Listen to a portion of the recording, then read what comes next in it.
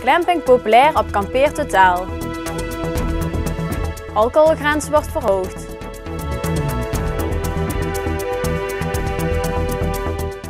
Het is vandaag 8 maart, dit is het PLMA-journaal. De fietsendiefstal in Venray is de afgelopen 3 jaar met 40% gedaald. In 2009 werden er nog 929 fietsen ontvreemd. Vorig jaar was het aantal gedaald naar 561. Althans, volgens de officiële cijfers van de politie. Gemeente en politie vinden het aantal nog veel te hoog, want van lang niet alle fietsendiefstallen wordt aangifte gedaan. De politie vermoedt dat in meer dan de helft van de gevallen geen melding wordt gemaakt. Daarmee zou het aantal fietsendiefstallen boven 1000 per jaar uitkomen. In Venray zijn de afgelopen jaren enkele bewaakte fietsenstallingen in gebruik genomen. Dat is wellicht een verklaring voor de daling. Vanochtend was het startschot van de beurs Kampeer Totaal Venray. De consumentenbeurs vindt dit weekend plaats op de nieuwe locatie aan de Voorde. Het is de 3e keer dat de kampeerdersbeurs in Venray wordt georganiseerd. Het is een uitgebreidere versie dan de vorige edities. Er is iets meer variatie dan voorgaande jaren. Dus er zijn nu ook wat meer kampeeraccessoires te vinden. Wat meer qua toeristische informatie, maar ook camper- en caravanaanbieders, vouwwagens. Dus ja, het is gewoon een hele diverse beurs. Wat zijn een beetje de trends op kampeergebied? Het glamping, dat is wel echt een trend op het kampeergebied op het moment. Maar we hebben bijvoorbeeld ook iemand staan met oppompbare tenten. Dus dat is natuurlijk ook heel gemakkelijk. Nou, daar worden ook demonstraties van gehouden op de beurs. Dus ja, echt het luxe kamperen is wel echt een trend op het moment op het gebied van kamperen.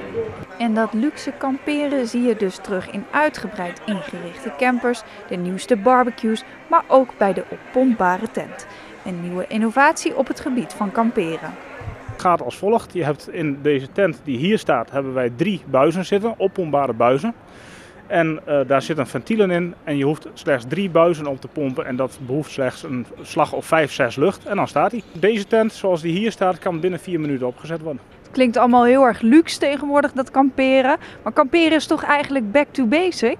Ja, back to basic. Er zijn eigenlijk 2 trends in het kamperen. Eén is back to basic, dat mensen steeds eenvoudiger gaan kamperen. Dus echt weer terug naar het kleine tentje in plaats van de caravan of de camper. En daarbij hoort ook het koken bijvoorbeeld op hout, wat weer een nieuwe trend wordt en wat op een verbeterde manier gepresenteerd wordt hier. De standhouders komen uit het hele land om op de beurs in Venray te staan.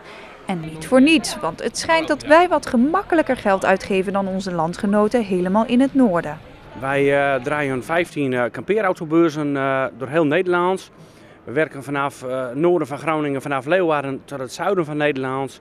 En wij zien toch wel de tendens dat vanaf de lijn Zwolle naar beneden kunnen mensen iets makkelijker beslissen. Dus het gaat gemoedelijker, het gaat gemakkelijker. Vandaar dat we hier ook zijn natuurlijk. Dus jullie verwachten dit weekend ook wel behoorlijk wat campers te verkopen? Wij gaan ons uiterste best doen en wij willen gewoon kampeerauto's verkopen. En daar zijn we hier voor gekomen en daar gaan we ons best voor doen. Maar niet alleen de standhouders zijn vanuit andere provincies naar Venray getrokken. Ook de kampeerliefhebbers komen uit heel Nederland naar de beurs. Wij waren te logeren in Limburg en die mensen wilden naar deze beurs. En zodoende zijn we meegegaan, maar wij zijn kampeerders, dus komt mooi uit. Bent u op zoek naar iets? Nou, niet iets speciaals. We gaan, ik weet niet of de campers staan, denk ik, gaan we eventjes ons verlekkeren op andere campers. En informatie over campings, want we willen dit jaar een tour door Italië maken. Echt helemaal door het hele land, naar het zuiden ook. Dus daar zijn we wat informatie nodig. Dus we hebben al het enige in de tas. Ik ben in principe inderdaad aan het kijken naar een camper. En alle verwante zaken die daarbij kunnen horen, nou die komen dan de revue ook wel voorbij. Geen last van de crisis dus? Als we het daarover praten, dan moeten we even een half uur uittrekken. Ja, zeker wel dus. De crisis, het blijft een thema. Terwijl mensen op de centen blijven zitten als het gaat om bepaalde uitgaven, blijft een vakantie wel een prioriteit voor veel mensen. Ondanks dat het economisch minder gaat. En dat wordt op de beurs ook gemerkt. Kamperen is toch een middel om op vakantie te gaan met relatief weinig geld. Dus eigenlijk, wij hebben vorige week ook beurzen gehad op kampeergebied. En ja, daar hebben we ook veel bezoekers gehad, dus daar merken we eigenlijk weinig van. Op woensdag 20 maart wordt in Venray de jaarlijkse boomfeestdag gevierd. Dit keer in de wijk Landweert. De deelnemende basisscholen zijn de Landweert en de Vlaswijn met 55 leerlingen van groep 8. Tevens zullen alle aanwonende kinderen van de straat Sleutelbloem meehelpen. Zij planten samen 35 bomen aan in die straat. Het thema van de Boomfeestdag 2013 is Bomen maken gezond. Jaarlijks worden er op de derde woensdag van maart in heel Nederland bomen geplant door 400 deelnemende gemeenten. De Boomfeestdag is een mooie kans voor de gemeente om het broeikaseffect terug te dringen. Bomen leggen CO2-gassen vast en geven daar zuurstof voor terug. Wanneer het zover is, dat is nog niet helemaal duidelijk. Maar sinds dinsdag weten we zeker dat het gaat gebeuren. De Tweede Kamer stemde in met het verhogen van de leeftijd waarop alcohol gekocht en gedronken mag worden. 16-jarigen en 17-jarigen mogen niet langer drank kopen en drinken. Ze moeten wachten tot ze 18 zijn. Tenminste, als de Eerste Kamer ook meewerkt. Waarschijnlijk is het niet echt een populair voorstel onder de jongeren. Ja, natuurlijk, de jeugd is bezorgd, bang. De jeugd van nu, bijna 15, die dadelijk op 1 januari 16 zijn, vragen zich heel erg af hoe gaat dat met ons? Komt er een overgangsregeling? Het leeft enorm. Dat is ook goed ook. Het is ook goed dat daar een maatschappelijke discussie over ontstaat en ook bij de jeugd zelf, dat ze daar zich bewust van worden. Het gaat alleen wel de vraag zijn of dat ze blijven komen en wij zijn daar wel erg bezorgd over. De JERA zal de wetgeving handhaven. Erwin Jansen is bang dat hierdoor jongeren naar zuipketen zullen gaan om toch alcohol te kunnen drinken. Van ons wordt verwacht dat wij de controle doen.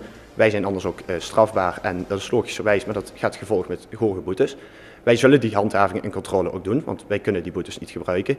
Maar dat houdt wel in dat de jeugd waarschijnlijk weg zal blijven en het indrinken en de zuipketen populair zal worden, omdat daar handhaving moeilijk is, maar ook niet gedaan wordt en daar geen middelen voor zijn.